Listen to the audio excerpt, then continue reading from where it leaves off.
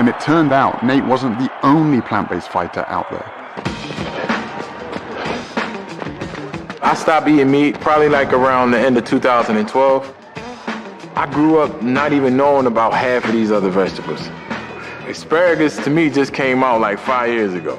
You know what I'm saying? It's just like, as a kid, it was like, asparagus, we ain't never see that. I was like, what's that? Bryant Jennings is a heavyweight title contender, best known for going the distance with Vladimir Klitschko, one of the greatest boxing champions of all time. My early years growing up in Philly, the only thing we knew was spinach in a can, collard greens, and Popeyes, KFC, made by frying chicken. Most people say, oh, where do you get your protein? As if everybody that's in KFC is looking at the back of a bucket, like, yeah, how much protein is, y'all don't know. So y'all really don't know what y'all eating. I'd never really thought about it like that before. What else was in the food I was eating? An experiment to help answer that question was being conducted by Dr. Robert Vogel, co-chair of the NFL's subcommittee on cardiovascular health. What you eat immediately before an athletic endeavor really can have major impact on how you perform. There's a direct correlation between a meal and endothelial function. The endothelium is the lining of blood vessels. It regulates blood flow throughout the body.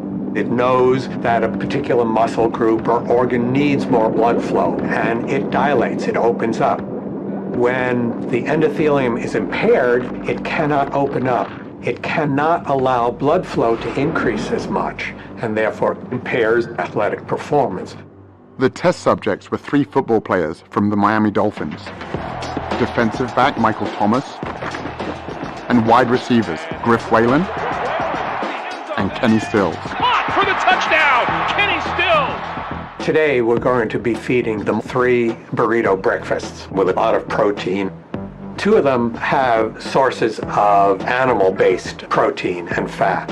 One is from beef, one is from chicken.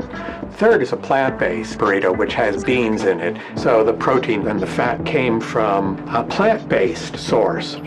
Tomorrow we're going to feed them all bean burritos. We're looking at the impact of eating a different meal on the same people. All right, here's the beef. Thank you. Chicken here, and I have a plant-based one here as well. Thank you. Griff has been plant-based for 4 years, so he got bean burritos on both days. On away games, we always eat fried chicken, we eat Popeyes. I love fried chicken, I love Popeyes, and I'm gonna eat Popeyes every time. 2 hours after each meal, the players had their blood drawn and put into a centrifuge. The red blood cells sink to the bottom. An amber-colored fluid called plasma rises to the top. If the plasma is see-through, it means there's not much fat in the blood, and the endothelium is likely functioning well. Michael, today's blood and yesterday's blood. This is a plant burrito. This is a meat burrito. Look at the difference it makes in what circulates in your bloodstream. Cloudy. Cloudy. And that's on top is the fat circulating in your blood from the meat burrito. Gotcha. Griff, you're the vegan. Here's your blood from today and your blood from yesterday. Nice and clear, both of them. So the fat from the avocado doesn't have that kind of effect? That's right. Kenny, you're the fried chicken guy. You want to see your chicken? There it is. Yeah, it's pretty gross to see. Sources of animal-based protein and fat have a tremendous impact on endothelial function. That lasts for 6 or 7 hours after you eat. So if you have bacon and eggs for breakfast, a hamburger for lunch, and a steak for dinner, this is going on all day long. Your blood is always cloudy, and the ability to operate at your best is always impaired. Damn. I guess I won't be eating my fried chicken no more.